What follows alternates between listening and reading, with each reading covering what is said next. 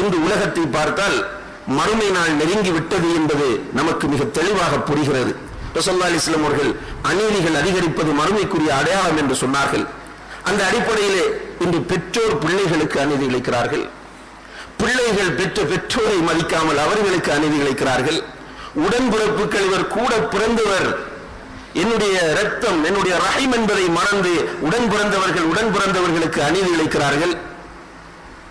பக்கத்து வீட்டுக்காரர்களுக்கு அநீதி இழைக்கிறார்கள். ஒரே ஜமாத்தில் வாழக்கூடியவர்கள் அடுத்த சகோதரர்களுக்கு அநீதி இழைக்கிறார்கள். ஆசிரியர்கள் மாணவர்களுக்கு அநீதி இழைக்கிறார்கள். மாணவர்கள் ஆசிரியர்களுக்கு அநீதி இழைக்கிறார்கள். கணவன்மார் மனைவிமாருக்கு அநீதி இழைக்கிறார்கள். மனைவிகள் கணவன்மாருக்கு அநீதி இழைக்கிறார்கள். இப்படி சொல்லிக்கொண்டே போகலாம். இதை தாண்டி முஸ்லிம்களுக்குள் அநீதி இழைக்கிறார்கள். முஸ்லிம்களுக்கு ஏனையவர்கள் அநீதி இழைக்கிறார்கள். இப்படி அநீதி என்ற அந்த அம்சம் இந்த உலகத்தில் தலைவிரித்தாடி கொண்டிருப்பதை பார்க்கிறோம். நீதி கொஞ்சம் கொஞ்சமாக செத்துக்கொண்டே போகிறது. அநியாயக்காரர்கள் தலைவிரித்து ஆடிக்கொண்டிருக்கிறார்கள். உண்மையிலே இது ஒரு ஆரோக்கியமான நிலை கிடையாது. கண்ணியத்திற்குரிய முஸ்லிம் சகோதரர்களே, நாம் அநீதி இழைப்பதை அல்லாஹ்வுக்கு பயந்து விட வேண்டும். நாம் இழைக்கக்கூடிய அநீதி இருக்கிறது, அல்லாஹ் மன்னிக்க மாட்டான். நன்றாக புரிந்து கொள்ளுங்கள்.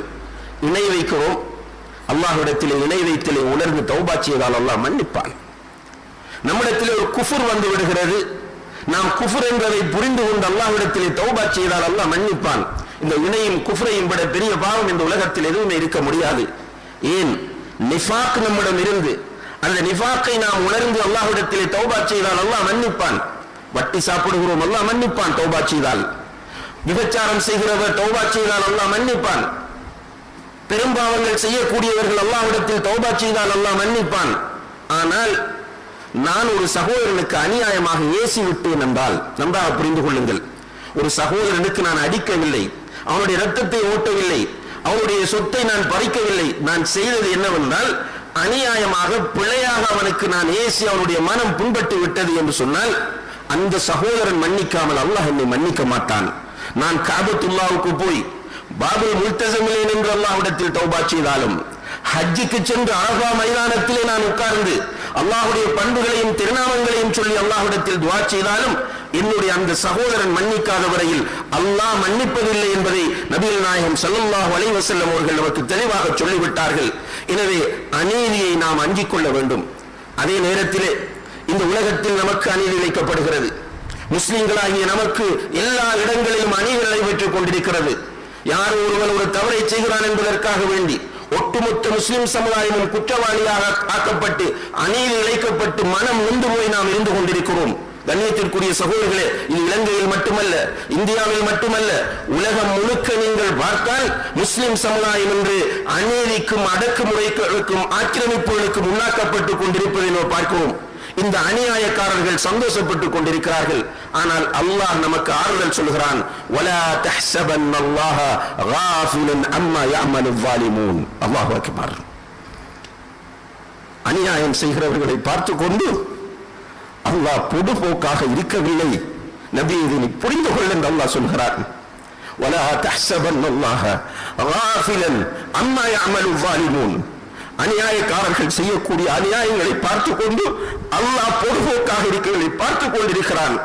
இன்னமா யுஅக்கிருஹும் லியௌமின் தஷ்கஸு ஃபீஹில் அப்சார். அல்லாஹ் தஆலா அவர்களை ஒரு நாளைக்காக வேண்டி பிற்படுத்திக் கொண்டிருக்கிறான். அந்த நாளில் அவர்களை பிடிப்பான். மறுமை நாளையிலே பார்வைகள் தாழ்த்தப்படுகிற அந்த நாளிலே, தலைகள் தாழ்த்தப்படுகிற அந்த நாளையிலே அவர்கள் பிடிக்கப்படுவார்கள். அது மட்டுமல்ல, இந்த உலகத்திலும் அல்லாஹ் அவர்களை சும்மா விட மாட்டான். இந்த உலகத்திலே மிகப்பெரிய ஒரு அநியாயக்காரனாக இருந்தவன் ஃபிரௌன். இவனை போன்ற ஒரு அநியாயக்காரன் இந்த உலகத்தில் யாரும் காட்டவே முடியாத அளவுக்கு மிகப்பெரிய அநியாயக்காரன். இந்த அநியாயக்காரன் எல்லா அநியாயங்களையும் செய்தான். மூசா அலைஹிஸ்ஸலாம் என்கிற ஒரு இறை தூதர் வரப்போகிறார் என்கிற செய்தியை அறிந்து அவர் பிறந்து வாழக்கூடாது என்பதற்காக வேண்டி அங்கு பிறந்த ஆண் குழந்தைகளை எல்லாம் அவன் அறுத்து குவித்தான். அல்லாஹ் குர்ஆனில் சொல்லி காட்டுகிறான், யுதப்பிஹூன அப்னாஅஹும் வயஸ்தஹ்யூன நிசாஅஹும். அவர்களுடைய ஆண் பிள்ளைகளை அவன் அறுத்தான், பெண்களை உயிரோடு விட்டான். இப்படி செய்து கடைசியிலே மூசா அலைஹிஸ்ஸலாம் அவர்கள் பிறந்து வளர்ந்து விட்டார்கள். அல்லாஹ் தஆலா அவன் கவி, அவன் அசீஸ், அவன் ஜப்பார், அவன் அலா குல்லி ஷைஇன் கதீர். எனவே யாரை அழிக்க நினைத்தான் அந்த ஃபிரௌன், அவனுடைய வீட்டிலே மூசா அலைஹிஸ்ஸலாம் அவர்களை அல்லாஹ் தஆலா வளர்த்தெடுத்தான். இறுதியிலே மூசா அலைஹிஸ்ஸலாம் அவர்கள் பல தடவைகள் அவனிடத்தில் முயற்சி செய்தும் எந்த முயற்சியும் பயனளிக்கவில்லை. அவன் சத்தியத்தை ஏற்றுக்கொள்வதற்கோ அவர்கள் ஓடி காண்பித்த தௌராத்தை ஏற்றுக்கொள்வதற்கோ அவன் தயாராகாமல், கண்ணியத்திற்குரியவர்களே, அவன் மூசா அலைஹிஸ்ஸலாம் அவர்களை இக்னோர் பண்ணி கொண்டே இருந்தான். கடைசியிலே தனக்கு ஆபத்து என்று கண்டபோது மூசா அலைஹிஸ்ஸலாம் அவர்களையும் அவர்களோடு இருந்த ஷிர்திமா கலீலா அந்த சொற்ப கூட்டத்தையும் அழிப்பதற்காக வேண்டி அவனே தலைமை தாங்கி ஆயுதம் தூக்கிக் கொண்டு துரத்தி வருகிறான். மூசா அலைஹிஸ்ஸலாம் அவர்கள் செய்தி கேள்விப்பட்டு ஓடுகிறார்கள். பெரும் படையோடு ஃபிரௌன் வருகிறான். மூசா அலைஹிஸ்ஸலாம் அவர்களும் அவர்களோடு இருந்தவர்களும் ஓடிக்கொண்டே இருக்கிறார்கள். ஓடி ஓடி அவர்கள் கடலை அடைகிறார்கள் அல்லது நதியை அடைகிறார்கள். கூட இருந்த கொஞ்சம் பலவீனமான மக்கள் கேட்கிறார்கள், மூசாவே இன்னால முத்ரகூன், மூசாவை வசமாக மாட்டிக்கொண்டோம், ஃபிரௌன் நெருங்கி விட்டான், ஓட வழி இல்லை, கடல். மூசா அலைஹிஸ்ஸலாம் அவர்கள் சொன்னார்கள், கல்லா, அப்படி சொல்லாதீர்கள், இன்ன மஅய ரப்பி சயஹ்தீன், நாம் ஈமான் கொண்டிருக்கிற இந்த பிரபஞ்சத்தை படைத்து ஆட்சி செய்து கொண்டிருக்கிற எஜமானனாகிய அல்லாஹ் நம்மோடு இருக்கிறான், அவன் எனக்கு ஒரு வழியை காண்பிப்பான். தவக்குலோடு உறுதியாக என்று சொன்னார்கள். அல்லாஹு தஆலா அந்த தவக்குலுக்கும் இந்த இஸ்திகாமத்திற்கும் உடனே பதில் கொடுக்கிறான். மூசாவை உன்னுடைய கையில் இருக்கிற தடியினால் கடலில் அடி என்றான். மூசா அலைஹிஸ்ஸலாம் அவர்கள் அடித்தார்கள். முஅ்ஜிஸா, மிகப்பெரிய ஒரு பாதை வருகிறது. மூசா அலைஹிஸ்ஸலாம் அவர்களும் கூட இருந்தவர்களும் ஓடுகிறார்கள். அவர்கள் நடு வழியை அடைகிற போது ஃபிரௌன் வந்து விட்டான். அவனுக்கு கடல் இருப்பது மறந்து விட்டது. முஸ்லிம்களின் மீது மூசா அலைஹிஸ்ஸலாம் அவர்கள் மீது உள்ள வெறியும் காழ்ப்புணர்வும் அந்த பகைமையும் அவனுடைய கண்களை மூடிவிட்டன. வழி இருக்கிறது, இந்த வழி எப்படி வந்தது என்றெல்லாம் யோசிக்காமல் இவர்களை துரத்தி கொண்டு பின்னால் ஓடுகிறான். இவன் நடுக்கடலை அடைகிற போது மூசா அலைஹிஸ்ஸலாம் அவர்கள் அடுத்த கரையை அடைந்து விட்டார்கள். அல்லாஹு தஆலா எதற்காக பாதை அமைத்தானோ நோக்கம் நிறைவேறிவிட்டது. பாதையை அல்லாஹ் எடுத்து விட்டான். நடுக்கடலிலே தத்தளிக்கிறான் ஃபிரௌன். அவனும் அவனுடைய பட்டாளமும் தத்தளிக்கிறார்கள், நீந்துகிறார்கள், கஷ்டப்படுகிறார்கள், முடியவில்லை. இறுதியிலே கடைசி கட்டம் உயிர் தொண்டைக்குழியை அடைய போகிறது. அந்த நேரத்தில் நான் மூசாவுடைய ஹாரூனுடைய இந்த சர்வ உலகங்களின் இரட்சகனான அல்லாஹ்வை ஈமான் கொள்கிறேன் என்று சொன்னபோது அல்லாஹ் கேட்டான், ஆல் ஆன, இப்போதுதான் உனக்கு நேரம் கிடைத்ததா? மூசா வந்தார், ஹாரூன் வந்தார், இரண்டு பேர் முன்னிடத்தில் எவ்வளவு எடுத்து சொன்னார்கள். நீ மிகப்பெரிய அநியாயம் இழைத்துக் கொண்டிருந்தாய். அல் யௌம நுனஜ்ஜீக பிபதனிக லிதகூன லிமன் கல்ஃபக ஆயா, இன்றைய தினம் உன்னை நாம் பாதுகாப்போம், உனக்கு பின்னால் வரக்கூடியவர்களுக்கு படிப்பினையாக அமைவதற்காக என்று அல்லாஹ் அவனுடைய உடலை அங்கு பாதுகாத்தான். இதை சூரத்துல் கஸஸிலே அல்லாஹு தஆலா சொல்லும் போது ஃபந்துர் கைஃப கான ஆகிபத்து ஸாலிமீன், அநியாயக்காரர்களின் முடிவு எப்படி இருந்தது என்று நபியை நீர் பாரும் என்று அல்லாஹ் நபிக்கு ஆறுதல் சொல்கிறான்.